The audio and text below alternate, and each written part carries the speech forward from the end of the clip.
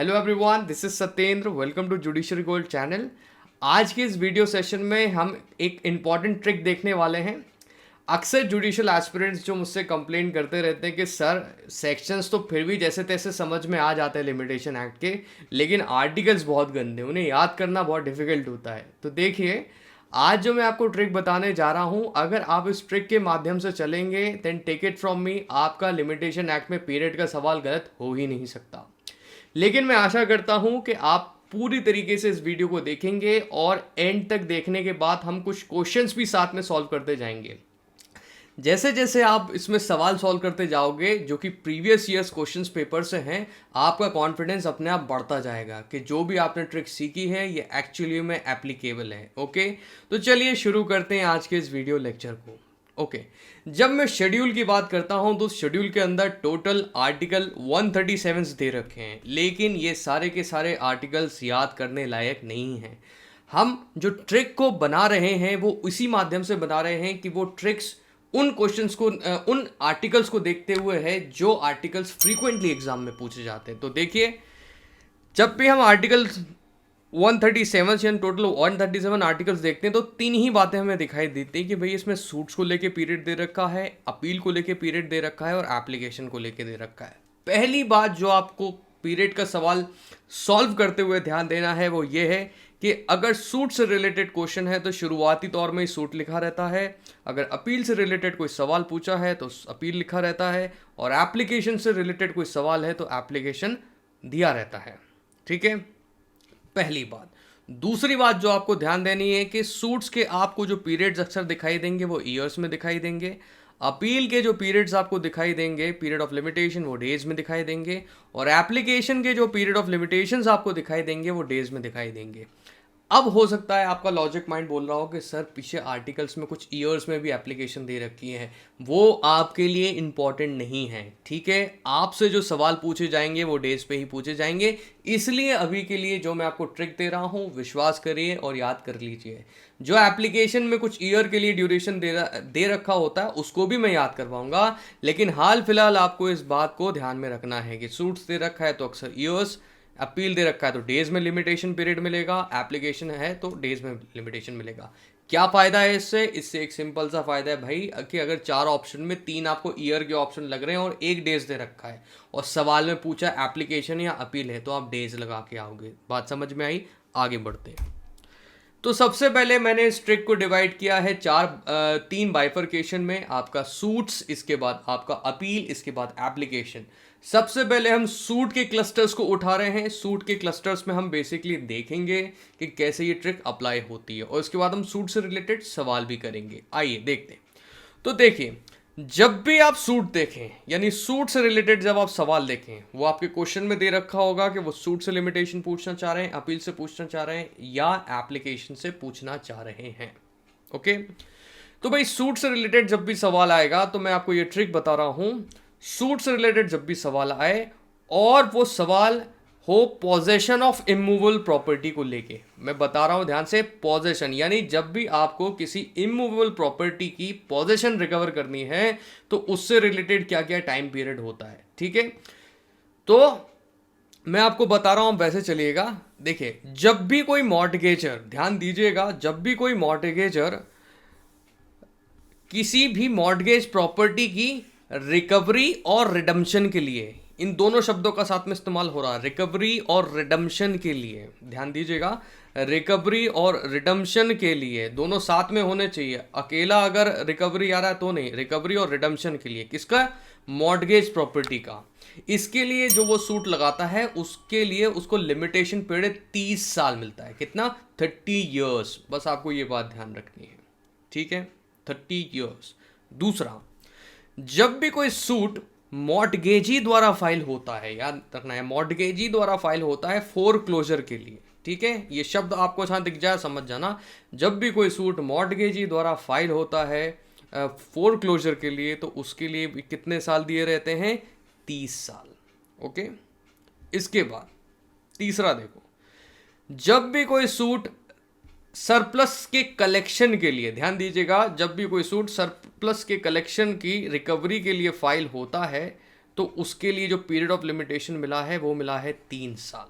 Surplus क्या होता है भाई, कई बार क्या होता है जब कोई मॉर्टगेजर किसी मॉर्टगेजी को प्रॉपर्टी देता है और मॉर्टगेजर एक समय बाद उसका पैसा चुका देता है, फिर भी कुछ समय के लिए मॉर्टगेजी के पास जब वो प्रॉपर्टी रह जाती है तो उस दौरान जो भी वो उस पर इंटरेस्ट या रेंट एंड जो भी कलेक्ट कर रहा है, जो भी प्रोड्यूस कलेक्ट कर रहा है ना, वो भी सीधे तरीके से मॉर्टगेजी को मॉर्टगेजर को वापस लौटाना पड़ता है जब वो ज़मीन लौटाता है तो, ठीक है।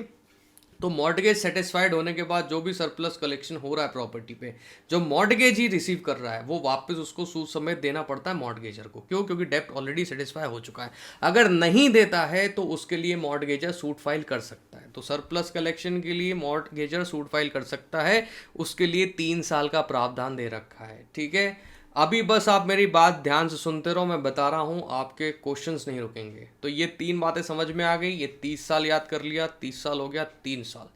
इसके अलावा कोई भी क्वेश्चन आ जाए जिसमें रिकवरी हो रही है किसकी, इमूवेबल प्रॉपर्टी की पोजेशन की, यानी जब भी कोई सूट फाइल किया जाएगा किसी भी केस में, काहे के लिए, किसी भी इमूवेबल प्रॉपर्टी की पोजेशन को रिकवर करने के लिए, उसमें हमेशा पीरियड ऑफ लिमिटेशन 12 साल होगा। कोई भी क्वेश्चन उठा के आप देख लो, ठीक है। अभी हम क्वेश्चन करेंगे तो आपको समझ में आएगा कि मैं क्या बात कर रहा हूं। तो सूट्स में अगर आप ये बात ध्यान रख सकते हो, जहां से आपने देखा कि इमूवेबल प्रॉपर्टी है ना, और आपने देखा कि इमूवेबल प्रॉपर्टी के पोजेशन से जुड़ा हुआ सवाल पूछा जा रहा है, झट से दिमाग में आना चाहिए कि भाई 12 साल है। अगर ये 3 सिचुएशन नहीं है, अगर मॉर्टगेजर का पूछा है कि भाई मॉर्टगेजर अगर रिडम्पशन और रिकवरी के लिए सूट फाइल कर रहा है तो 30 साल, अगर मॉर्टगेजी सूट फाइल कर रहा है फोर क्लोजर के लिए तो 30 साल, अगर सरप्लस कलेक्शन के लिए सूट फाइल हो रहा है तो 3 साल। अलावा इसके कहीं भी इमूवेबल प्रॉपर्टी दिख जाए, या हेरिडिटी ऑफिस भी अपने आप में इमूवेबल प्रॉपर्टी होती है, तो अगर ऐसे कोई इमूवेबल प्रॉपर्टी की पोजेशन को रिकवर करने के लिए जब भी हमारे यहाँ सूट फाइल होगा तो 12 साल, अदरवाइज इन 3 केस में 30, 30 और 3 साल। अगर आप इतनी बात ध्यान रख सकते हो, take it from me, suit का सवाल आपसे गलत नहीं होगा। सूट में एक कैटेगरी और होती है जिसको अभी हम लोग डिस्कस करने जा रहे हैं। ये आपको बात क्लियर है? अब देखते हैं आगे। इसके अलावा जो मैं आपको बता रहा हूं बस उस पर ध्यान दो। देखो, जो स्पेशल केसेस है वो मैं आपको याद करा के चल रहा हूं ताकि जो ऑर्डिनरी केसेस है वो आप ऑलरेडी लगा सको। अब देखिए, दूसरी कैटेगरी जो सूट की होती है वो होती है टॉर्ट, ठीक है। तो भाई टॉर्ट में आप कंपनसेशन सीख करते हो, जाहिर सी बात है।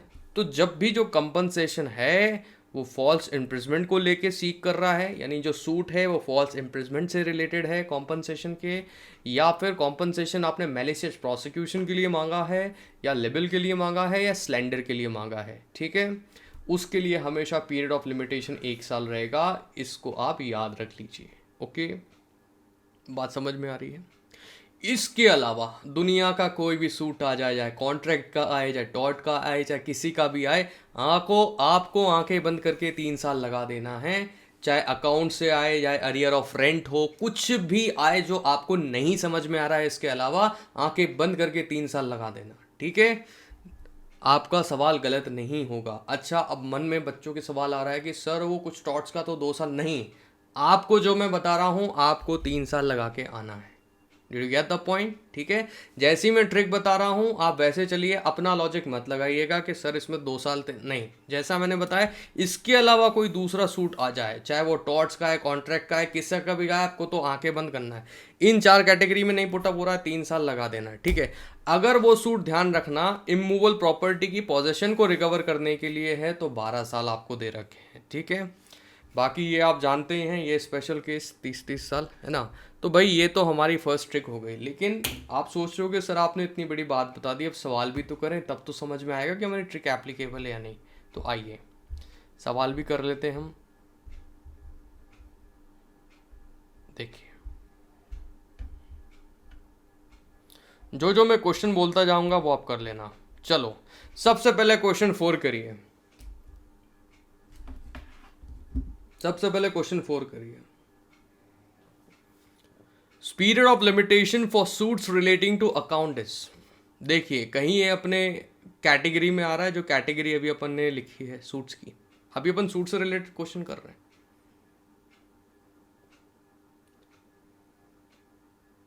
ओके, तो इसका सही आंसर है 3 साल। The period of limitation for suits relating to accounts is option A 3 years। कैसे? अपनी ट्रिक से आप देखिए, क्या ये अकाउंट से रिलेटेड सवाल है तो भाई इमूवेबल प्रॉपर्टी के सिनेरियो में तो अपने को जाना ही नहीं है ना, क्योंकि ये अकाउंट से रिलेटेड सवाल है। अब अपन ने देखा कि भाई ना तो false imprisonment, malicious prosecution, libel slander कुछ नहीं है ना, अकाउंट से रिलेटेड है, इस कैटेगरी में भी नहीं है, इस कैटेगरी में भी नहीं है, तो हम क्या लगा के आएंगे? हम लगा के आएंगे 3 साल। ठीक है, चलिए फिर से देखते हैं हम। क्वेश्चन नंबर 5 करिए। Any suit for which no period of limitation is provided elsewhere in the schedule of the act, the limitation would be।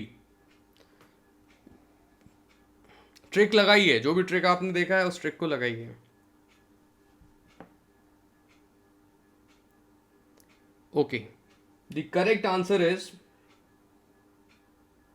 3 years। कैसे? हमारी ट्रिक से। ट्रिक देखिए आप, क्या ये कॉम्पनसेशन की कैटेगरी में आ रहा है? लिबल सिलेंडर, देखिए ना यहाँ, libel slander, malicious prosecution, false imprisonment नहीं भाई। क्या इमूवेबल प्रॉपर्टी से रिलेटेड है? बिल्कुल नहीं है। तो भाई सीधा सीधा क्या है जो हमारे समझ में नहीं आ रहा, हम सीधे से सूट से रिलेटेड सवाल है। देखो सूट ऑलरेडी क्वेश्चन में दे रखा है, जैसे ही आपको शुरुआत में चीज़ सूट से रिलेटेड है तो पहला आप सूट के तरफ ही भागोगे, सूट के जिंगल्स आप दिमाग में फीड कर लोगे। तो देखो इसमें भी 3 years आ रहा है। आगे देखते हैं अपन।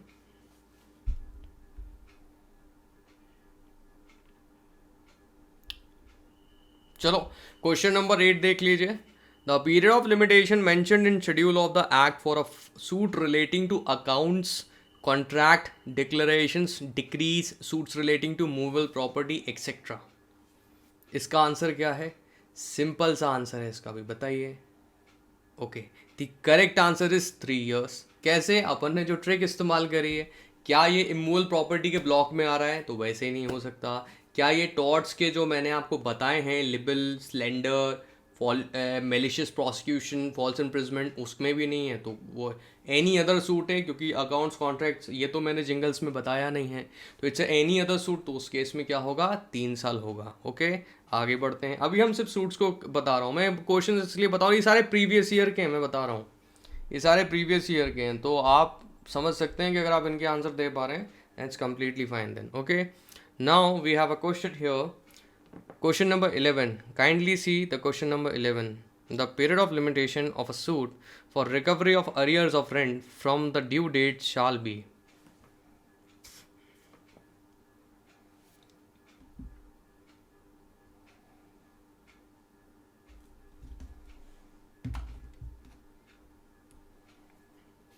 ओके, यहाँ भी जो करेक्ट आंसर है वो है option number C, 3 years। Question number 11 में भी जो ऑप्शन है वो option C, 3 years is the correct answer.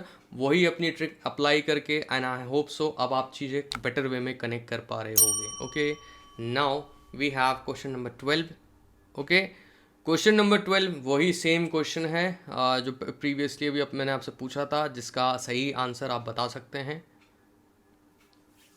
Any suit for which no period of limitation is provided elsewhere in the schedule of the Limitation Act, the limitation would be। The correct answer is option B। Okay, now आगे और चलते हैं। Now we have question number 13। The period prescribed of limitation mentioned in the schedule of the act for suits related to mortgage property। Look at the question number 13। Correct answer क्या होगा?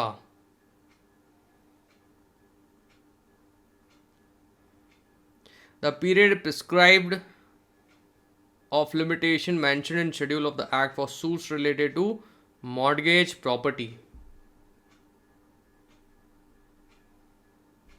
Okay, the correct answer is C. The correct answer is C, it's 12 years। क्यों?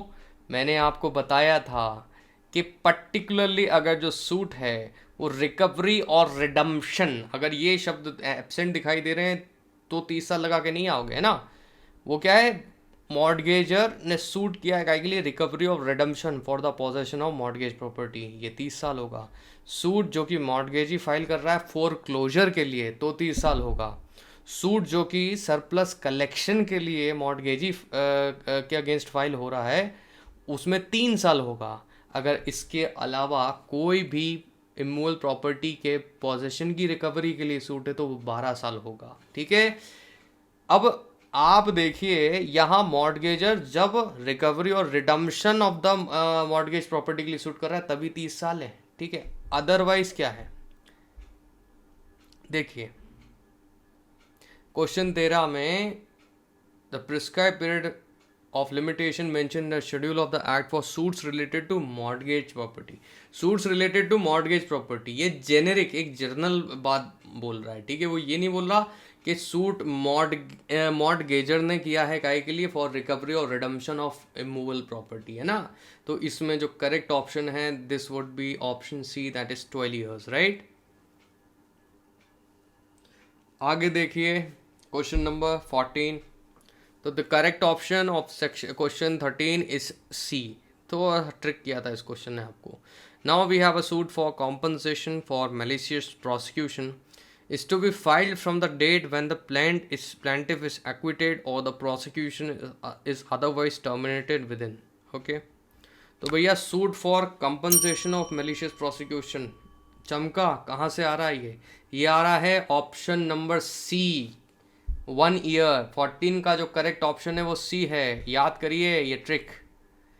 Compensation for malicious prosecution 1 साल मैंने आपको बताया है। ठीक है, इस ट्रिक को बेटा याद कर लेना, आपका क्वेश्चन बिलीव में गलत नहीं होगा। आगे चलते हैं हम। Okay, now we have a question number 15। Period of limitation for the possession of immovable property और any interest therein based on title each. फिर से ट्रिक लगाओ। Is it something for the recovery or redemption of mortgage property? No. Is it something suit filed by the mortgagee for the foreclosure? No. Is it a suit filed for surplus of collection? No. Is it a suit related to immovable property? Obviously. Is it a suit related for recovery or possession of immovable property? Obviously. So any other suit for the recovery of immovable property क्या होगा? The correct answer is option number C। तो question 15 का जो सही जवाब है वो है option number C. Okay,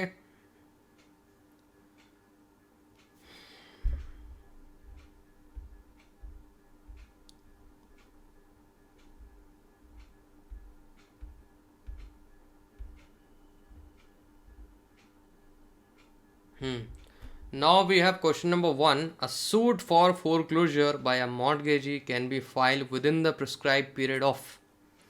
a suit, पहली बात तो सूट लिखा आ गया, क्या लिखा आ गया, सूट। ठीक है, काय के लिए, फोरक्लोजर। तो करेक्ट आंसर क्या है, करेक्ट आंसर है 30 साल। The correct option is option number A, 30 years। Okay, now second next question पे देखते हैं अपन। A suit for possession of immovable property mortgage can be bought by a mortgagee within a period of। ध्यान दीजिए, a suit for possession of immovable property, क्या recovery शब्द भी दिख रहा है इसमें? नहीं, समझ जाना। क्या रिडम्पशन शब्द भी दिख रहा है? नहीं। तो ये आपको ट्रिक करने के लिए आया है। जब तक आपको रिकवरी और रिडम्पशन ऑफ मॉर्टगेज प्रॉपर्टी नहीं क्लियरली दिख जाए, आप ध्यान दीजिएगा, कभी भी आप 30 साल लगा के नहीं आएंगे। तो इसका सही आंसर क्या होना चाहिए? सेकंड क्वेश्चन का सही आंसर है option number C, which is 12 years। Okay,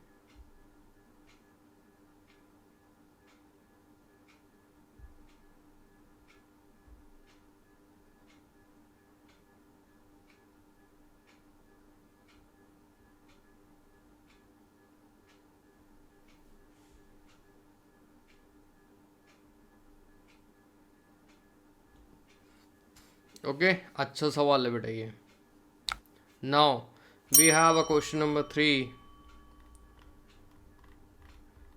For a suit to recover surplus collection received by the mortgagee after the mortgage has been satisfied, the period of limitation is।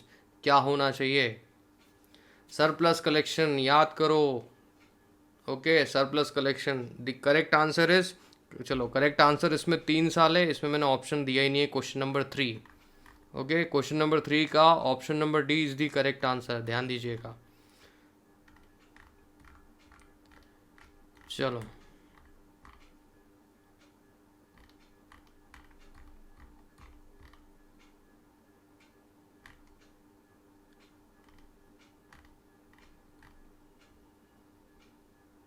चलो अब देखो, under article 112 of the schedule the period of limitation for filing a suit by the central government, इसका answer क्या होगा? इसका answer होगा 30 साल। ठीक है, ये जो कुछ क्वेश्चन मैंने इंक्लूड किए हैं, मैं आपको एक बात बता दे रहा हूँ, कुछ जो सवाल मैंने इस पीरियड्स में इंक्लूड किए हैं वो पीरियड इंक्लूड किए हैं जो रैंडमली कई बार पूछ लिए जाते हैं, रैंडमली पूछते हैं। ठीक है, उनको ट्रिक्स के माध्यम से नहीं, उनको बस आप याद कर लेना। तो कुछ सवाल मैंने आपको ट्रिक करने के लिए भी अलग अलग से, जैसे इसमें ये वाला जो सवाल मैंने इकट्ठा किया है ना, आपका क्वेश्चन नंबर 11, ये under article 112 of schedule the period of limitation for filing a suit by the central government कितना होगा? 30 साल। ठीक है, तो ये ट्रिक करने के लिए है, आप ध्यान दीजिएगा। बीच बीच में मैं आपसे ऐसे सवाल पूछता जाऊंगा, जैसे एप्लीकेशन को रिगार्डिंग भी पूछूंगा, एक अच्छा सवाल है। ठीक है ना, ये जो है ये स्पेशल केसेस है जिनको बस आप अपने जहन में रखना। ठीक है,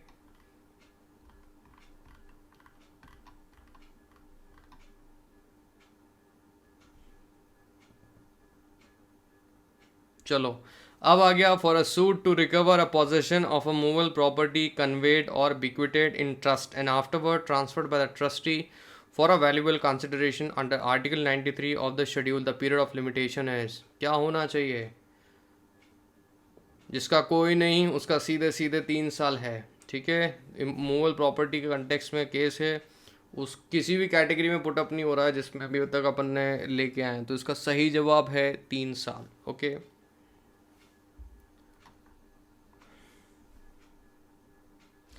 now we have period of limitation for suits relating to declaration. Period of limitation for suits relating to declaration.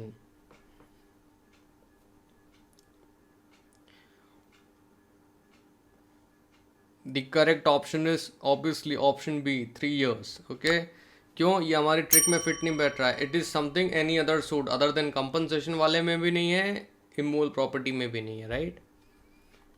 Now we have period of limitation for suits relating to decree and instrument. दीजिए जवाब इसका जरा, है ना? Period of limitation for suits relating to decrees and instrument, क्या अपनी trick में बैठ रहा है? देखो, इस कहीं भी इस कैटेगरी में नहीं है ना, ये टॉर्ट से रिलेटेड फॉल्स इम्प्रिजमेंट है, मेलिशियस भी नहीं है, लिबल भी नहीं है, सिलेंडर नहीं है, तो ये क्या है? एनी अदर सूट है। एनी अदर सूट तो क्या होगा? एनी अदर सूट है तो क्लियर क्लियर 3 साल होगा, राइट? सूट्स पकड़ लो आप इसमें। चलो क्वेश्चन नंबर 16 देख लो। ठीक है, क्वेश्चन नंबर 15 का करेक्ट आंसर सी रहेगा, ध्यान दीजिएगा। बीच बीच में ट्रिक करने के लिए भी कुछ क्वेश्चंस पूछूंगा जिनको आपको रट लेना है बस। ठीक है, now we have a question number 16, period of limitation for suits relating to movable property is, question number 16 क्या होना चाहिए answer?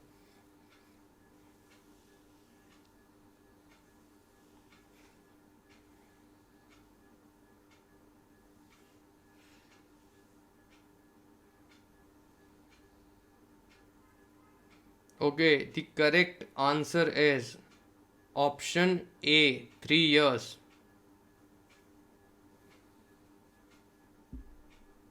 Okay, the correct answer is 3 years. Now we have a period of limitation for suits relating to tort sets.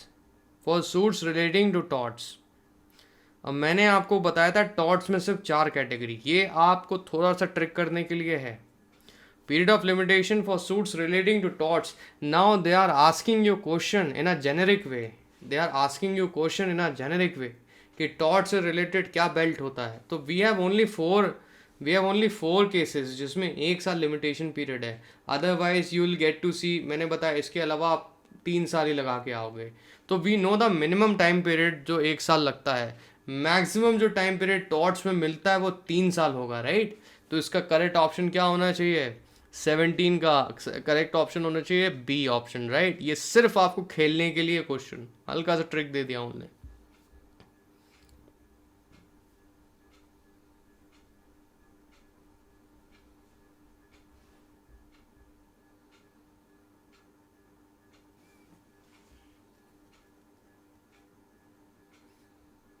Now we have Period of limitation for suits relating to trust and trust property. Okay.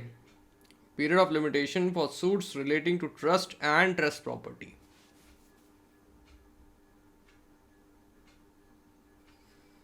Okay इसका correct answer है आपका सी, 3 years to 12 years। ये भी आपको trick करने के लिए question दिया था मैंने, इस क्वेश्चन को आपको बस याद रखना है। ओके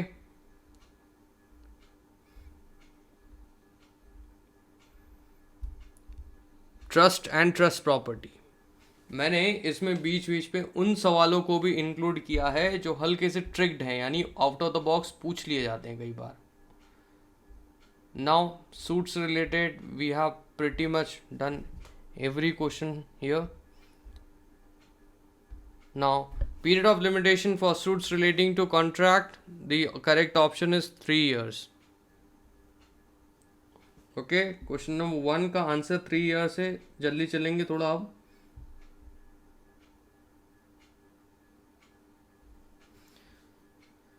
वही वापस period of limitation for suits relating to declaration, the correct option is 3 years। Okay option number B, question number 2 का ऑप्शन नंबर बी। वही क्वेश्चन रिपीटेड है।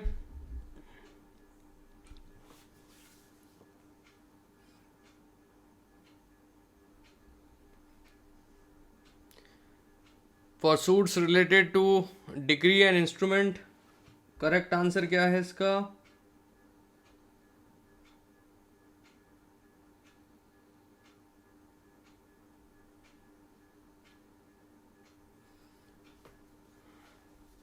ट्रिक लगाओ अपनी। करेक्ट आंसर है इसका 3 का क्वेश्चन नंबर का ऑप्शन नंबर डी, 3 years है ना। Period related for suits relating to movable property,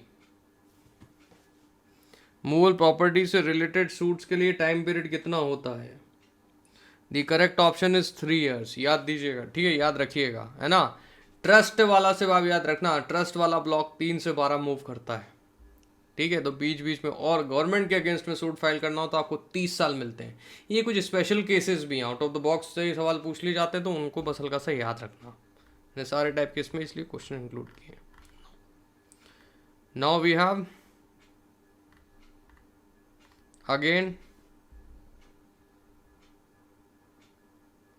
same question है, सूट्स रिलेटेड टू टॉर्ट्स। अगर वो आपसे बेल्ट पूछ रहे हैं, सूट्स रिलेटेड टू टॉर्ट्स, इसमें ऑप्शन में एक चीज, ठीक है, ये जेनेरिक क्वेश्चन पूछ रहे हैं रिलेटेड टू टॉर्ट्स। टॉर्ट्स तो पूरे का पूरा टॉर्ट्स पूछ रहे हैं, तो 1 to 3 years होगा ये, राइट। 1 year वाले में आपको बता चुका हूँ, मैक्सिमम 3 years में खींचते हैं, because not way somewhere related to immovable property. Okay trust property वापस आया है 3 से 12 साल। ये कुछ स्पेशल केसेस भी हैं जो मैं आपको याद कराते चल रहा हूँ, राइट। अच्छा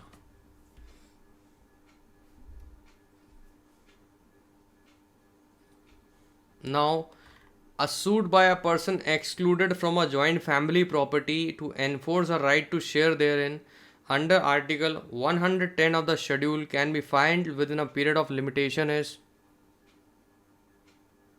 आप ही बताइए ये किससे रिलेटेड सूट है?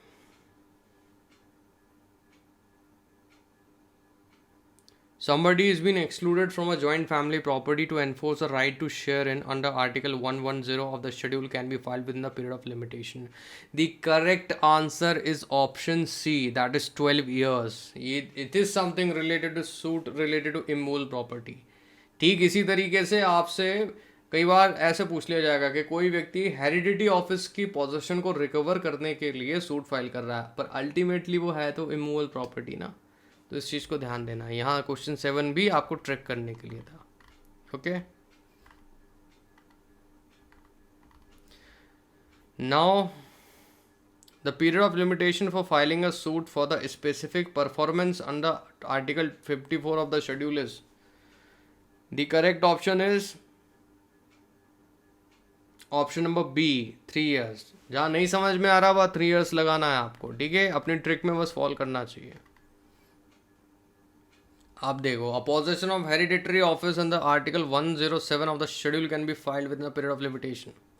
यहाँ भी इनडायरेक्टली खेलने की कोशिश कर रहे हैं, So what is the correct option? The correct option is option number B, 12 years. याद करो, हेरिडिटी ऑफिस इमूल प्रॉपर्टी ही रिकवर की जा रही है यहाँ, है ना? तो ये थोड़ा तरीका भी याद रखना. Now the period of limitation for filing a suit to recover possession of movable और immovable property comprised in religious or charitable endowment transfer for valuable consideration under article 96 of the schedule. बताइए.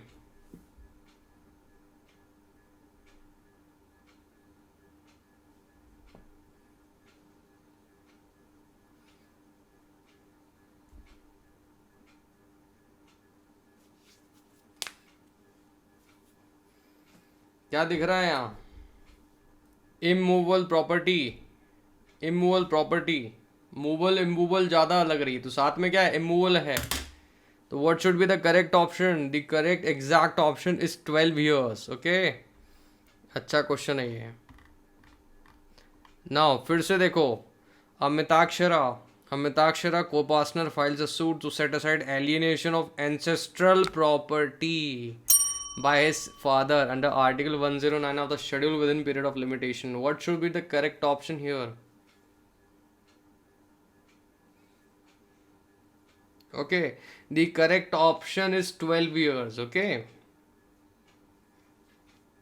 तो कई बार इमूल property से directly नहीं, indirectly भी पूछ लेते हैं. हेरिडेटरी ऑफिस हो गया, जॉइंट फैमिली प्रॉपर्टी हो गया, एंसेस्ट्रल प्रॉपर्टी हो गया. ठीक है, अब यहाँ क्या है? एक चैरिटेबल किसी रिलीजियस ट्रस्ट से आप मूवेबल और इमूवेबल दोनों प्रॉपर्टी को रिकवर करने के लिए सूट कर रहे हो. तो ये आपको ट्रिक करने के लिए ध्यान रखिएगा, इमूवेबल प्रॉपर्टी से रिलेटेड का भी सूट आ रहा है और वो रिडम्पशन रिकवरी को लेके नहीं है, वो फोरक्लोजर को लेके नहीं है, वो सरप्लस कलेक्शन को लेके नहीं है, तो वो स्ट्रेट अवे 12 साल के अंदर जाएगा. ये बात आपको ध्यान रखना है. ठीक है, ट्रिक करने के लिए बीच में मैंने आपको बताया था कि सरकार के उस केस में जो पीरियड ऑफ लिमिटेशन है वो 30 साल होता है, तो आप ध्यान रखिएगा, है ना? सरकार के केस में पीरियड ऑफ लिमिटेशन 30 साल होता है. एक और मैंने बीच में आपसे पूछा था कि जो ट्रस्ट प्रॉपर्टी से रिलेटेड सूट्स होते हैं उनके लिए ब्लॉक क्या होता है. तो ट्रस्ट प्रॉपर्टी से रिलेटेड जो सूट होते हैं उनके लिए आपका 3 से 12 साल का बेल्ट होता है, इसको आप ध्यान रखिएगा. ओके, तो ये आपके सूट्स के पूरे क्वेश्चन हो गए, आपके सूट्स के लगभग पूरे क्वेश्चन हो चुके हैं.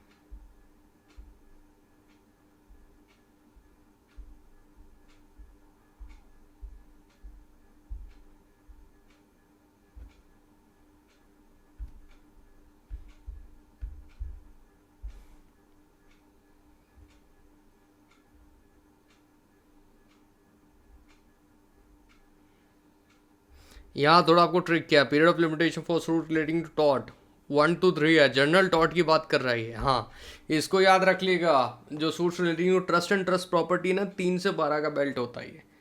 ठीक है, तो ये हमारा हो गया सूट्स. आई होप ये आपको थोड़ा बहुत क्लियर हुआ होगा, है ना? तो ये दोनों ट्रिक्स आपको याद रखनी है, इससे आपके सूट्स के सवाल गलत नहीं होंगे. आज जाना सूट्स के सवाल लगा लेना. ठीक है, कॉन्फिडेंस आएगा आपको. अब तीसरे पोर्शन पे हम पहुंचते हैं, वो है अपील.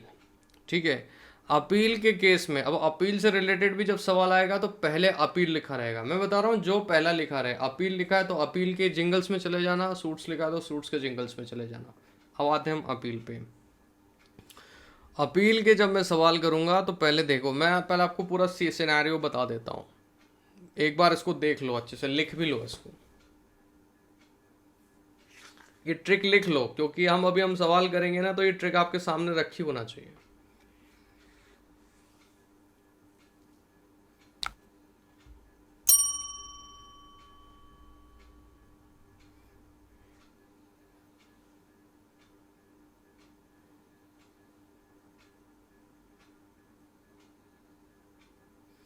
ठीक है, बस ये 3 ट्रिक आपको याद रखनी. अपील में मैंने पहली बात बताई थी, अपील आते से ही डेज दिमाग में आने चाहिए, डेज दे रखे होते हैं.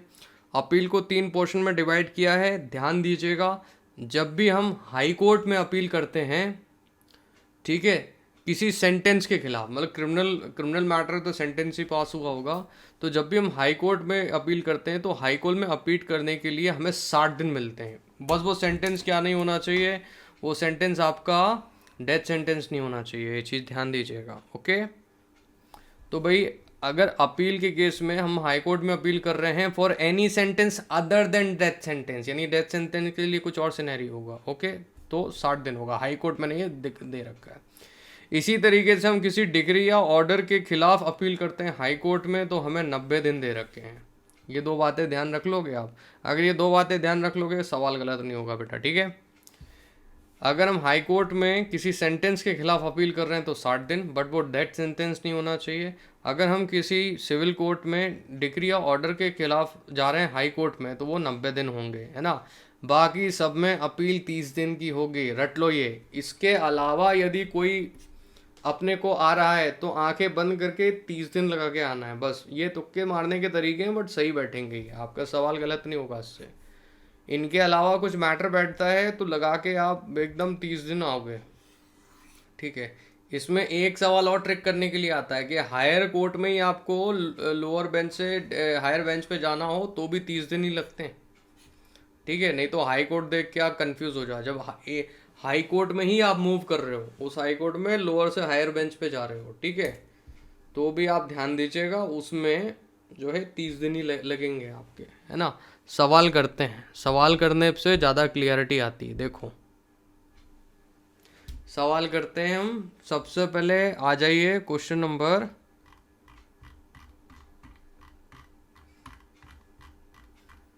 Question number 19। पहले ही देख लेना, पहले ही देख लेना। अरे अपील आ गया तो अपील के जिंगल पे। The period of limitation for preferring an appeal to the high court from a order of sentence other than the sentence of that, पहले ही दिमाग चमक जाना चाहिए। 60 डेज कितना होना चाहिए? 60 डेज। ट्रिक अगर आपने देखी, अपनी ट्रिक में देखो, राइट, 60 डेज।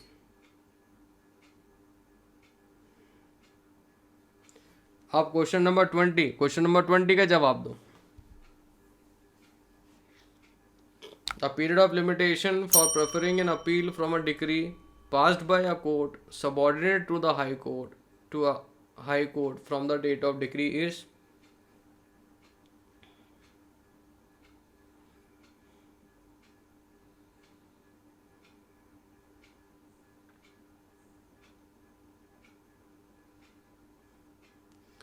ट्वेंटी का करेक्ट ऑप्शन क्या है? 20 का करेक्ट ऑप्शन है option number A.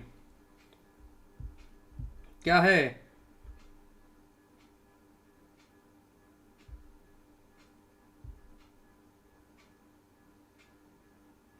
Option number है 90 डेज। याद करो, हम किसी भी डिक्री या ऑर्डर के खिलाफ जब हाई कोर्ट में जाते हैं सिविल सूट को लेके, तो 90 दिन मिलते हैं हमें। ट्रिक याद करो, पेन पेपर रखा है तो वो ट्रिक अपने हाथ में रखो, पेज उसका। नाउ क्वेश्चन नंबर 20 पे आ जाओ। नहीं 20 कर लिया ना हमने। अब आ जाओ 4, 5, 6। Question number 4, 5, 6। Where is question number 4? यहाँ है क्वेश्चन नंबर 4।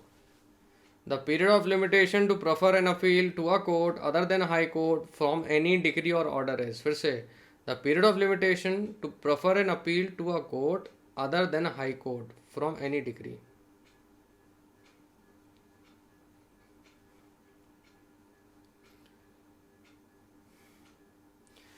ट्रिक देखो अपने पेज पे जो ट्रिक लिखी हुई है। The correct option is option number B, that is 30 days. Okay, now इसके बाद आ जाओ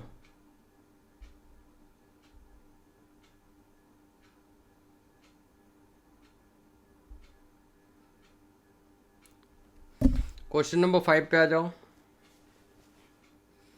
क्वेश्चन नंबर 4 का करेक्ट आंसर क्या है? 30 डेज। थर्ड वाले ब्लॉक में फिट बैठ रहा है ना।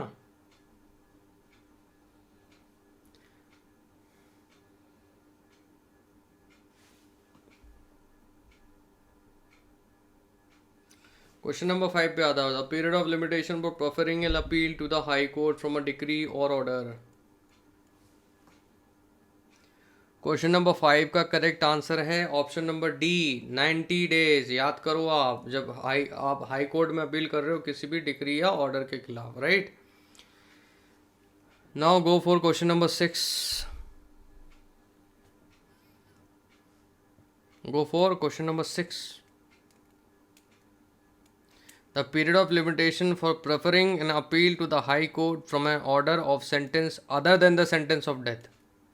सेंटेंस ऑफ डेथ के अलावा आप अगर सेंटेंस के खिलाफ मतलब हाई कोर्ट में अपील कर रहे हो तो क्या होगा, याद करो। The correct answer is option number C, 60 days.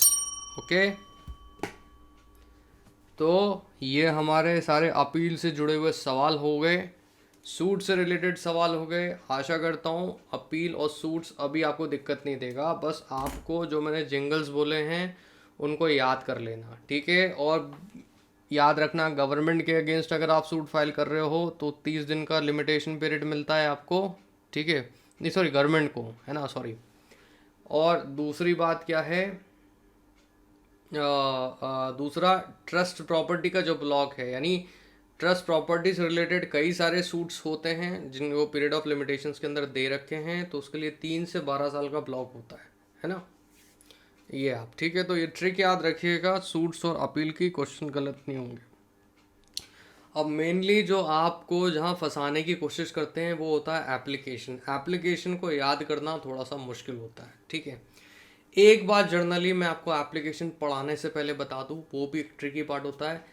Application जब भी एग्जीक्यूशन के लिए रहती है, यानी जब भी आप डिग्री को एग्जीक्यूट करने के लिए एप्लीकेशन देते हो तो उसके लिए आपको पीरियड ऑफ लिमिटेशन 12 साल मिलता है। यानी एक बार कोर्ट ने जो डिग्री दे दी, इसके बाद उस डिग्री को एग्जीक्यूट कराने के लिए आपको आवेदन देना पड़ेगा। उस आवेदन को लगाने के लिए आपको 12 साल दिए जाते हैं, तो अपने को वहाँ घबराने की ज़रूरत नहीं। बस ये एप्लीकेशन का 12 साल वाला पीरियड याद रखना, अदरवाइज एप्लीकेशन आपको पीरियड डेज में ही देखने को मिलेगी जिनसे सवाल पूछे जाएंगे, ठीक है। अपना लॉजिक मत लगाना आप लोग। अब एप्लीकेशन थोड़ा सा हैवी काम है, राइट। इसको हम देखते हैं। सबसे पहले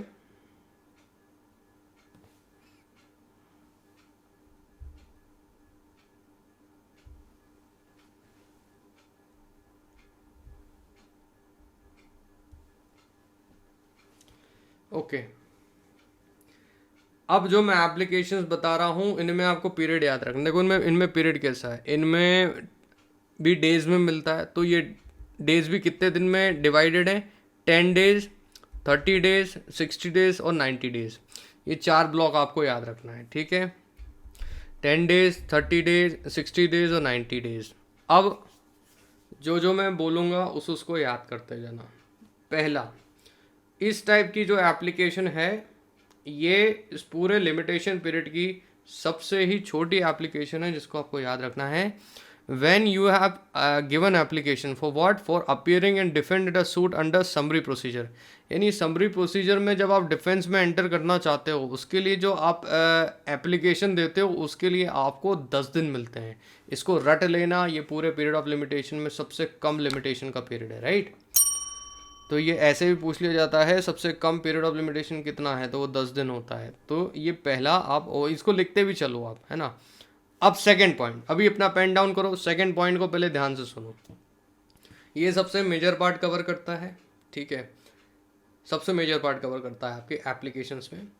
और ये जो सेकंड पॉइंट के अंदर आपको एक चीज़ ध्यान रखनी है कि इसमें जो पीरियड ऑफ लिमिटेशन है वो 30 डेज है। और इसको याद करने के लिए स्टोरी याद करना।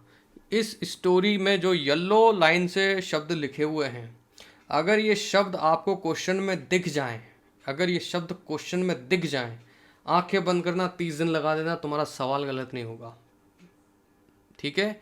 ये जो आपको येलो हाईलाइटेड पोर्शंस दिख रहे हैं ना, बस आपको ये दिमाग में लेके चलना है, इनको भूलना नहीं है, ठीक है। 10 दिन वाला तो हमने देख लिया। ये जो पूरी कहानी है ये आपको ध्यान रखनी है। इस कहानी में जो शब्द के इस्तेमाल किए हैं वो शब्द दिख जाएं तो आपको 30 दिन लगा के आना है। आसान सी कहानी है, अभी मैं आपको सुनाऊंगा तो आपको याद हो जाएगी, पहली बात, ठीक है। दूसरी बात, अपील के एप्लीकेशंस के साथ में एक थोड़ा सा इश्यूज होता है कि एप्लीकेशंस में कई बार वर्ड एप्लीकेशन इस्तेमाल किया जाता है सवाल में और कई बार वो स्किप कर दिया जाता है। तो इसलिए आपका पूरा फोकस ना क्या होना चाहिए, देखो ये स्पेशल केस तो आपने याद कर ही लिया, पूरा केस ये कि कई बार आपका एप्लीकेशन शब्द इस्तेमाल नहीं हो रहा है तो आप सीधे आप इन वर्ड्स पे फोकस करना, ठीक है। जैसे सूट्स में क्लियरली लिखा रहता है सवाल होते हुए कि इन अ सूट, इस सूट्स में कितना लिमिटेशन होगा। अपील में क्लियरली दिखा रहेगा क्वेश्चन में। एप्लीकेशंस में क्या है, कई बार मेंशन नहीं करते कि दिस इज एप्लीकेशन। क्लियरली ऐसे कीवर्ड्स आप हैं जो आपको पकड़ने हैं। ये कीवर्ड पकड़ में आ गए, आंखें बंद करके 30 दिन लगा के आना है ना। अब ये स्टोरी क्या है देखो।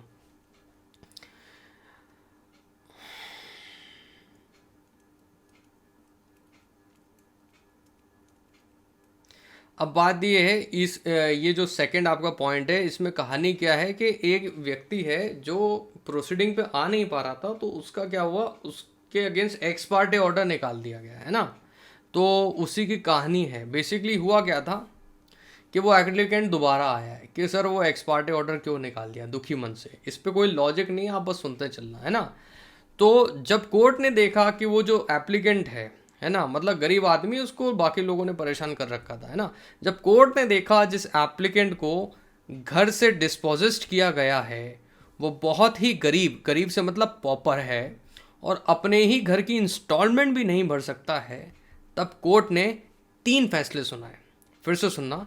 जब कोर्ट ने देखा जिस एप्लीकेंट को घर से डिस्पोजिस्ट किया गया है वो बहुत गरीब है यानी पॉपर है, और अपने ही घर की इंस्टॉलमेंट नहीं भर सकता है, तब कोर्ट ने 3 फैसले सुनाए। पहली कोर्ट ने क्या किया, अपने ही एक्स पार्टे ऑर्डर को उन्होंने रिव्यू कर दिया, यानी जो एक्स पार्टे ऑर्डर सुनाया था उसी ऑर्डर को क्या कर दिया, रिव्यू कर दिया। ठीक है। और सारे ऑब्स्ट्रक्शन हटाए और उसको, प्रॉपर्टी को, पोजीशन को रिस्टोर कर दिया। दूसरा पॉइंट क्या है, सारे ऑब्स्ट्रक्शन हटा दिए, मतलब जो लोग उसको डिस्पोजेस करके बैठे हुए थे वो सारे ऑब्स्ट्रक्शंस हटा दिए, है ना, और उसको, उसके पोजीशन को वापस क्या कर दिया, रीस्टोर करवा दिया। इसके बाद में तीसरा क्या किया, और इसके बाद उसको अवार्ड भी दिया, यानी उस व्यक्ति को जिसको मतलब जो एप्लीकेशन लगाने आया था उसको अवार्ड भी दिया। राइट। तो ये कहानी ध्यान रखिएगा, इनके येलो पॉइंट्स याद रखिएगा। जब कोर्ट ने देखा जिस एप्लीकेंट को घर से डिस्पोजिस्ट किया गया है वो बहुत गरीब है और अपने घर की इंस्टॉलमेंट भी नहीं भर सकता, तब कोर्ट ने 3 बातें करी। पहला, अपने ही एक्स पार्टे ऑर्डर को रिव्यू कर दिया, सारे ऑब्स्ट्रक्शन हटा के पोजेशन रिस्टोर करवा दिया, और उसको अवार्ड भी दिया। ठीक है। अब इसमें आप ये पूरी कहानी लिख लीजिए और ये आप मार्क कर लीजिए। ठीक है, जल्दी से लिख लीजिए। मैं चाहता हूँ एप्लीकेशन के जिंगल्स पहले आप लिख लो, ताकि मैं सवाल कराऊँ तो पहले जिंगल्स देखो फिर आप आंसर करो। राइट। देखो लिख लो उनको जल्दी।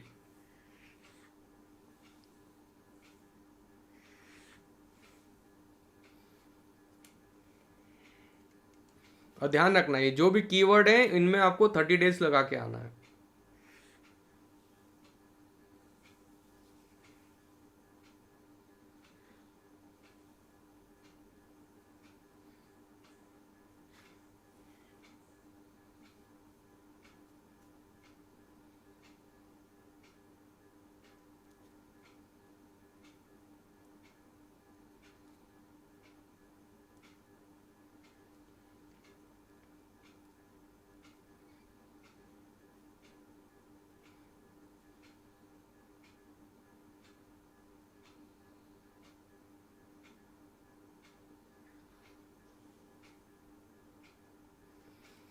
चलो ठीक है।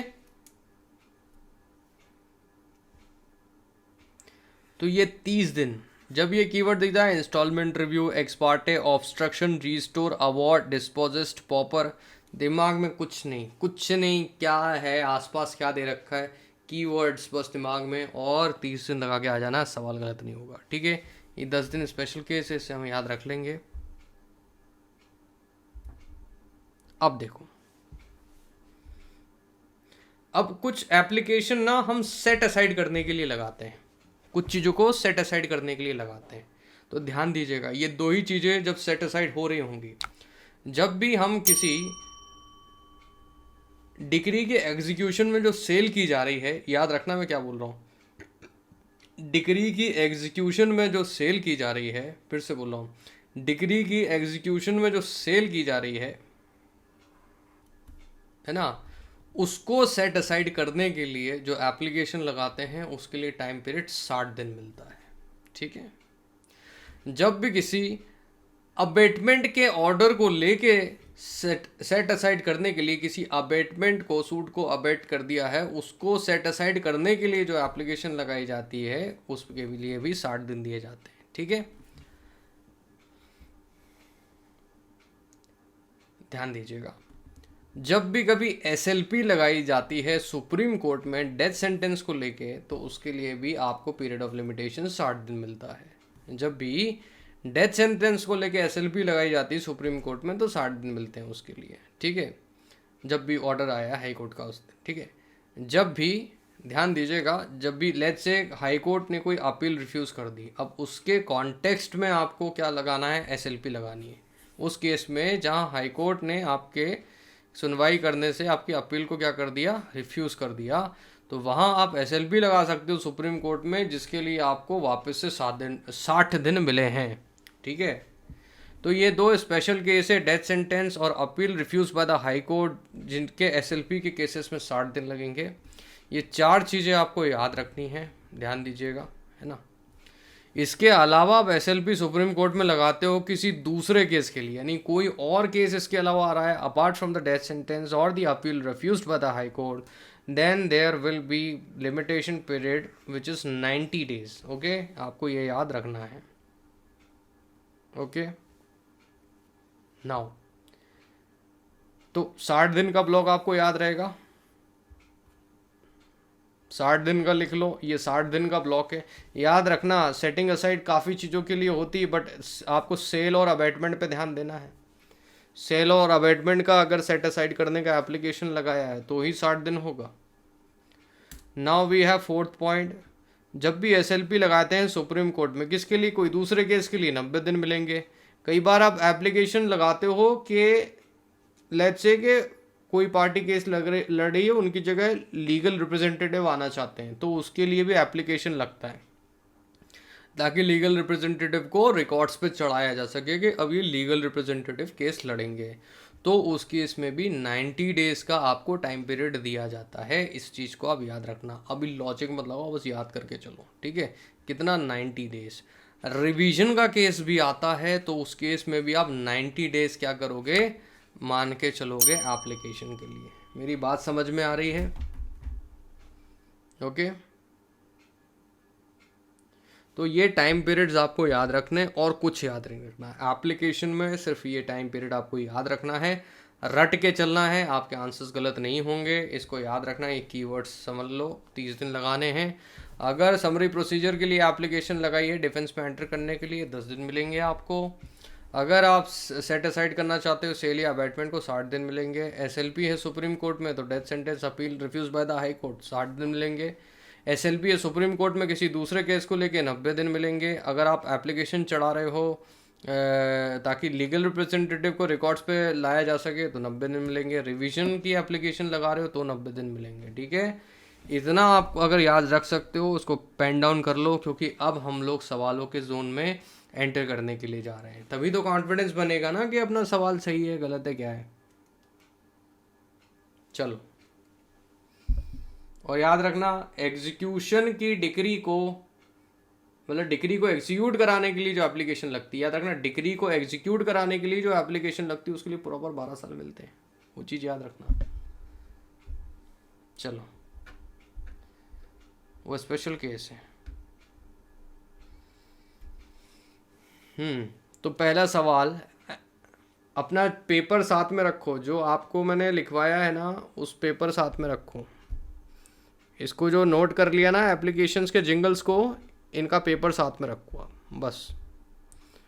अब पहला सवाल, application for bringing on records for legal representative of a party has to be filed within, बताओ क्या होगा इसका answer.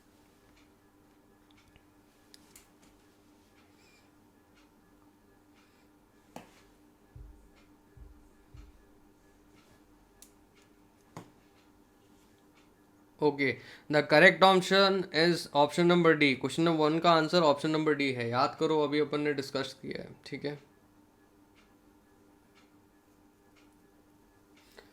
Now An application for setting aside of an arbitration award has to be filed. Question number 2 का answer क्या होगा? बढ़िया सवाल है, दिमाग लगाओ जरा. Question number 2.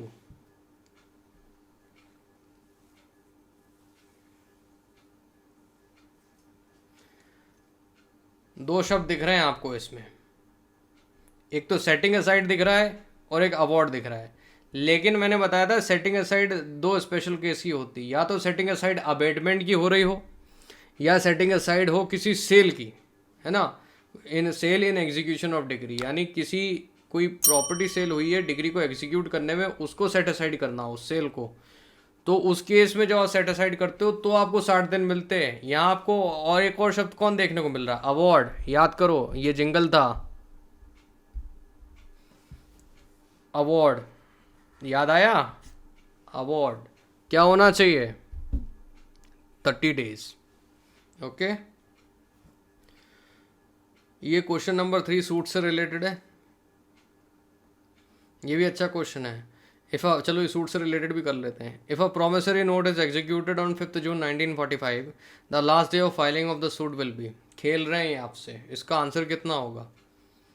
Clear cut. जहाँ कुछ नहीं समझ में आए 3 साल जोड़ देना, 1948 होगा इसका clear answer. Okay, did you get the point?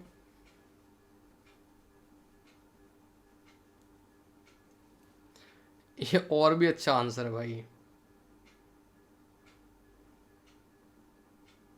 This is a good question. What should be the correct answer? Okay, this is a very good question. If a promissory note executed on 5th June 1941, the last day of filing a suit it will be 6th June 1948. इसका correct answer 1948 है. अब ये केवल period of limitation से सवाल नहीं है, ये सेक्शन 12 के साथ लगा के सवाल है. आपको याद होगा कि मैंने इसलिए आपको बताया था ना, पीरियड ऑफ प्रिस्क्राइब पीरियड क्या होता है, जो 12 से 24 कैलकुलेट किया जाता है तब जाके प्रिस्क्राइब पीरियड निकल के आता है. ठीक है, तो ये क्वेश्चन केवल लिमिटेशन के शेड्यूल पार्ट से नहीं है, इसमें सेक्शन 12 भी लगेगा. तो आपको याद है सेक्शन 12 के अंदर हम सूट में से वो दिन भी हटा देते थे जिस दिन से पीरियड ऑफ लिमिटेशन शुरू होने वाला था. ठीक है, यानी जिस दिन से पीरियड रेकन होने वाला था. तो जाहिर सी बात है 5 जून वाला हम दिन हटा के अगले दिन से शुरू करते हैं कैलकुलेशन. इसलिए इसका correct answer option number C होना चाहिए. समझ में आया? ये अच्छा सवाल था बेटा. इसमें सेक्शन 12 और उसका दोनों का एप्लीकेशन था. अब ये सेक्शन 12 प्रिस्क्राइब पीरियड अगर ये नहीं समझ में आ रहा है तो जाके आप मेरा रैपिड रिवीजन सेशन देखिए, लिमिटेशन एक्ट इन 1 शॉट का, काफ़ी कुछ क्लियर हो जाएगा आपको, है ना. फिर भी बता देता हूँ, प्रिस्क्राइब पीरियड वो पीरियड होता है जो 12 से 24 के बीच में कैलकुलेट किया जाता है. इसलिए आप देखना 12 से 24 के बीच में लिखा रहता है in computing the period of limitation. Okay, 3 से 24 नहीं होता है. काफ़ी लोगों को ये बात क्लियर ही नहीं है, पहली बात. दूसरी बात याद रखना, फिर 4 से 11 सेक्शंस का क्या रिलेवेंस होता है बेटा? 4 से 11 सेक्शन वो हैं जो कि प्रिस्क्राइब पीरियड के ख़त्म होने के बाद भी एक्सेप्शनल केसेस में आपको अलाउ कर रहे हैं आपकी अपील एप्लीकेशन और सूट को. ठीक है, तो याद रखना है. इसलिए 4 से 11 जब आप सेक्शंस पढ़ते हो तो वहाँ प्रिस्क्राइब पीरियड शब्द का इस्तेमाल किया जाता है कि आफ्टर द प्रिस्क्राइब पीरियड, अगर उस दिन कोर्ट क्लोज हुआ, आफ्टर द प्रिस्क्राइब पीरियड अगर कोई कॉन्डोनेशन ऑफ डिले हुआ, वहाँ सब जगह आफ्टर द प्रिस्क्राइब पीरियड शब्द इस्तेमाल किया गया. क्यों? क्योंकि प्रिस्क्राइब पीरियड ऑलरेडी आपका 12 से 24 में कैलकुलेट किया जा चुका है. ठीक है, तो ये कन्फ्यूजन मैं आपका दूर कर रहा हूँ अभी, चूँकि इससे रिलेटेड था नहीं बट फिर भी बता दिया मैंने. राइट, तो यहाँ क्या प्रिस्क्राइब पीरियड उन लोग ने एक तरीके से मांगा है, पीरियड ऑफ लिमिटेशन नहीं मांगा. This is a very good question जो कि सेक्शंस और आर्टिकल्स दोनों को क्लब करके बनाया गया है. राइट, अब आते हैं अपन नीचे. इसलिए बीच बीच में ट्रिकी पार्ट्स भी इन्वॉल्व किए हैं ताकि आपका थोड़ा ना क्या बोध खुलता रहे पीरियड्स को लेके. अलग अलग टाइप के भी जो क्वेश्चन आ जाते हैं उनको लेके. चलो अगला क्वेश्चन है, क्वेश्चन नंबर 9 है आई थिंक. ओके भाई, मिनिमम पीरियड क्या है पीरियड ऑफ लिमिटेशन के लिए? लिमिटेशन एक्ट के अंदर मिनिमम पीरियड है 10 डेज. याद करो, पहला ही मैंने आपको बताया. ये देखिए, leave for appearing and defend a suit under summary procedure 10 days minimum period for period of limitation. तो this is a frequent question जो कि पूछ लिया जाता है. Now we have under limitation act the period of limitation for filing an application of review. Chart देखो अपना जो तुमने पेपर में नोट डाउन किया है, अभी मैंने बताया. of a judgment by a court other than the Supreme Court is. What is the correct answer? Review, याद करो review कहाँ है. Okay, the correct option is option number B, 30 days. 30 days सही आंसर है इसका, याद करो. ये देखो रिव्यू दिख गया क्या? चलिए, है ना 30 डेज. आपकी वो जो कहानी थी ना, वो गरीब आदमी की, उस कहानी में है रिव्यू. चार्ट अपने पास में रखो जो मैंने लिखवाया अभी आपको. चलिए आते हैं हम क्वेश्चन नंबर 17 पे. The period of limitation for filing suit under article 113 of the limitation act. ये रैंडम हिट है, ठीक है. अब उनने आर्टिकल पूछा है, सीधे आर्टिकल ही पूछ लिया. जब सीधे आर्टिकल पूछ रहे हैं ना, उन्हें भी मालूम है कि सामने वाला आर्टिकल याद नहीं करके आएगा, ठीक है. तो दिमाग दौड़ाओ. जब किसी सूट का पीरियड नहीं समझ में आता तो झट से हम 3 साल लगाना है हमें, ठीक है. तो ये आपको सिर्फ कंफ्यूज करने के लिए, ठीक है, कि अब आर्टिकल, अरे सर आर्टिकल्स भी पूछ लेते हैं. आर्टिकल्स नहीं, आर्टिकल्स पूछ रहे हैं तो वो तुम्हारी स्मार्टनेस चेक करना चाहे. तो यहाँ करेक्ट आंसर क्या होगा? 17 क्वेश्चन नंबर का करेक्ट आंसर होगा 3 years. ओके, ये कुछ बीच बीच में ट्रिकी क्वेश्चंस आ रहे हैं अपने को. Now the question number 18, the period of limitation for the review of the judgment days. फिर से आया घूम फिर के ये सवाल. You know why the question are being repeated? Because like these are entirely taken from the previous question जो आप लोग से पूछे जाते हैं ना, इसलिए don't worry, right. So if they are being repeated, this means they are being frequently asked in your previous year exams. Okay, now the period of limitation for a review of the judgment is, याद करो, अभी solve किया है. Okay, तो question number 18 का सही option है अपने पास में 30 डेज. सी ऑप्शन, याद करो. ये रिव्यू आ रहा है बेटा, ये रिव्यू आ रहा है, देखो.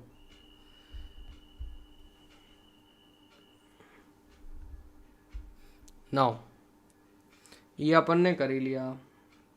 21वां क्वेश्चन पे आते हैं.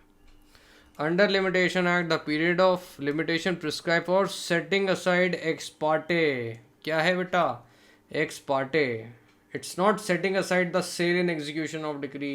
It's not setting aside of an abatement. It is what? Setting aside ex parte. खेल रहा है ये क्वेश्चन आपके साथ. What should be the correct option here? See your chart guys. मैं अभी चाहता हूँ चार्ट देख के सवाल करो.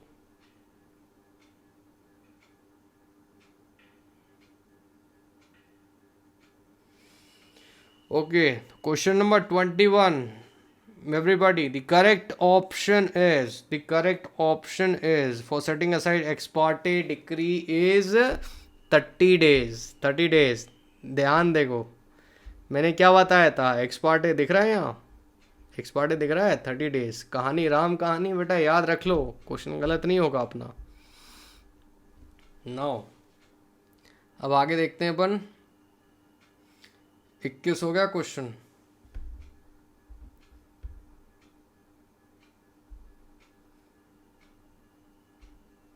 अब देखो, अब ये क्वेश्चन खेलने के लिए आया आपके साथ. An appreciation for special leave to appeal to the Supreme Court can be filed within. Now they are asking for a duration because they have just asked you SLP. They are not specifically asking you question. They are asking for the duration. Now you should answer क्या होना चाहिए. अच्छा question है. अगर आप ये answer सही कर पा रहे हो देन अच्छी बात है. ये like these are some difficult zone question, right?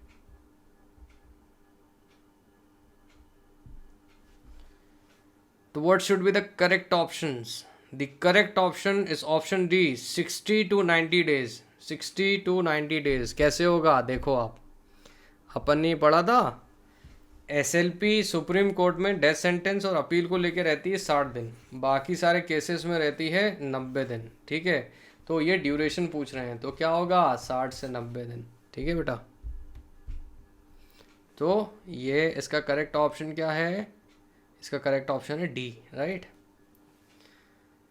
अब आता है आपका क्या, question number 8. The period of limitation for setting aside a sale on execution of decree. Sale को सेट असाइड करना है भाई, सीधा सीधा आंसर होना चाहिए. Question number 8. सेल को सेट असाइड करना है ना, the correct option is option number C, 60 days. याद करो, ये देखो, setting aside sale in execution of decree, ऐसे करना आपने को सवाल। The period of limitation for filing a revision is, देखो अपना chart, question number 9, the period of limitation for filing a revision is,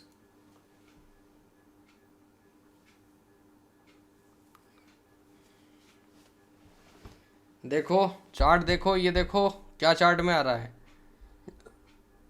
revision क्या है, 90 days. The period of limitation for filing a revision कितना है, 9 का, question number option number B 90 days. अपना chart लेके question लगाओ बेटा।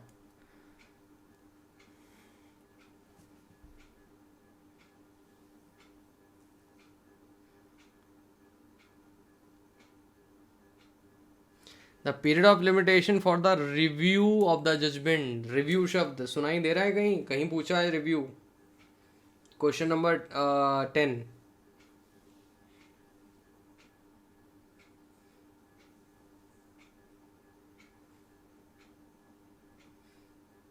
अब देखो मैंने बताया एप्लीकेशन में ना, सूट, देखो सूट और अपील में तो लिखा रहता है, यहाँ कहीं भी देखो लिखा ही नहीं है एप्लीकेशन शब्द, तो ये थोड़ा सा स्मार्ट खेलने वाला है एप्लीकेशन। चलो तो भाई इसका करेक्ट ऑप्शन क्या है, इसका करेक्ट ऑप्शन है रिव्यू का 30 डेज, 10 का है करेक्ट ऑप्शन ए, है ना। अब आगे देखते हैं।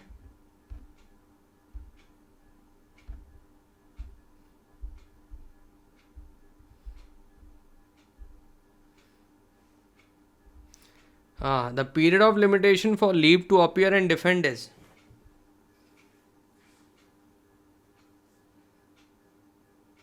ये क्वेश्चन गलत है, सॉरी, ये क्वेश्चन नंबर 90 है ना, ये leave to appear and defend नहीं है, ये जो करेक्ट पूरा क्वेश्चन है ना वो ये है, क्वेश्चन ही गलत है ये, question number 90, leave for appearing and defend a suit under summary procedure, question number 90 में समरी प्रोसीजर है, इसका आंसर करेक्ट 19 का डी है, वो क्वेश्चन ही मैंने गलत दे दिया, क्वेश्चन नंबर 19 को स्किप कर दो, आधा लिखा है वो क्वेश्चन।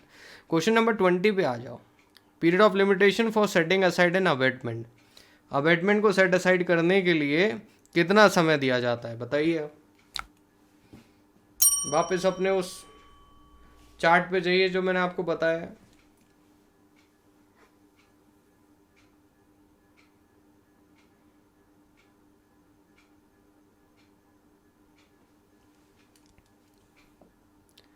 ओके, तो जो क्वेश्चन नंबर 20 है, ध्यान दीजिएगा, जो क्वेश्चन नंबर 20 है उसका करेक्ट आंसर क्या है, अबेटमेंट, अबेटमेंट वाला याद करो, इसका करेक्ट आंसर कितना होना चाहिए, अबेटमेंट, सेटिंग असाइड के लिए एप्लीकेशन लगाते हो किस में, अबेटमेंट के केस में 60 डेज, तो क्या होना चाहिए इसका सही ऑप्शन, क्वेश्चन नंबर 20 का सही ऑप्शन है ऑप्शन नंबर बी, 60 डेज,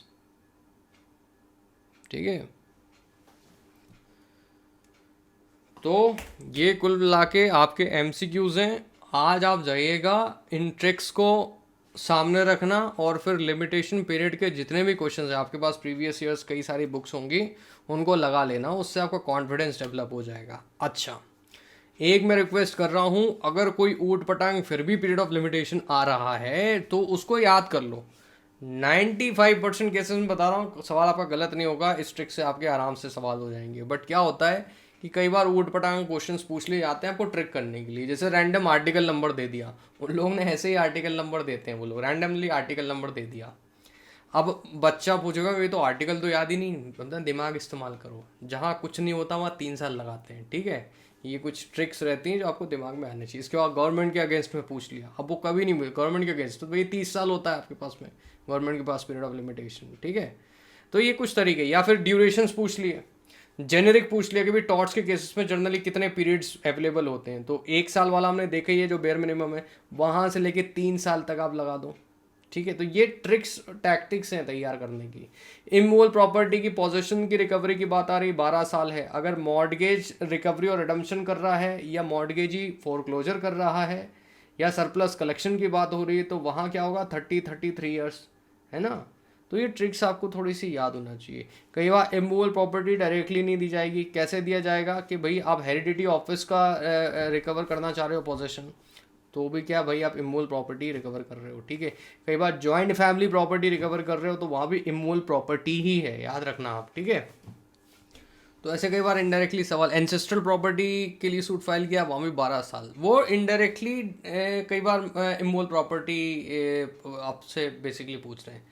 कई बार मूवेबल और इमूवेबल दोनों प्रॉपर्टी को मिला के आप रिकवरी करना चाह रहे हो, तो हम इमूवेबल प्रॉपर्टी के हिसाब से 12 साल लगेंगे, है ना। तो थोड़ा सा स्मार्ट तरीका है अपने को सवाल करना है। आशा करता हूँ ये ट्रिक आपको पसंद आई होगी, और इस ट्रिक से रिलेटेड जितने भी प्रीवियस ईयर है अपने आर्टिकल्स के, अभी बैठ के लगा लेना, सॉर्टेड हो जाएगा, राइट। तो आज का लेक्चर हम यही ख़त्म करते हैं गाइस, ओके। प्लस आप लोगों से रिक्वेस्ट है, जितने भी बच्चे हैं जिन लोग ने ये क्वेश्चंस किए हैं, एक बार जो लिमिटेशन एक्ट का रिवीजन सेशन दे रखा है उसको भी आप पढ़ लेना, ताकि वो आपका सेक्शंस वाइज कंसेप्चुअली स्ट्रांग हो जाएगा और ये आर्टिकल वाइज स्ट्रांग हो जाएगा, तो आपका लिमिटेशन एक्ट अच्छे तरीके से कंप्लीट हो जाएगा। कोई भी डाउट है, कोई भी क्वेरी है, आप कमेंट बॉक्स में टाइप कर सकते हैं, उसको आपको रिप्लाई किया जाएगा प्रॉपरली, ओके।